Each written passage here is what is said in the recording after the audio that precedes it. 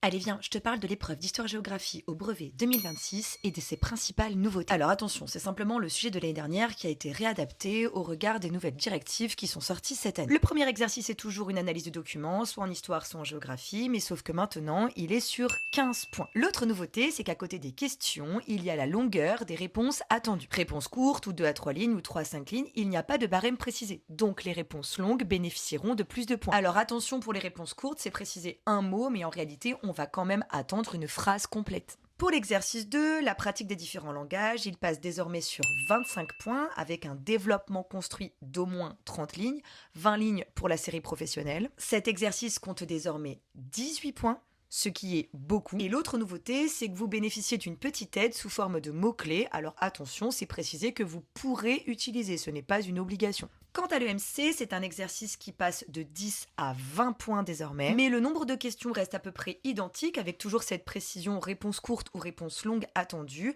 sans barème précisé, donc il est fortement probable que la dernière question notamment, qui est datant une réponse longue, sera sur un grand nombre de points, peut-être 6 à 8. Voilà, j'espère que cette vidéo t'a été utile, n'hésite pas à poser tes questions en commentaire et à t'abonner si tu veux d'autres conseils pour réviser le brevet.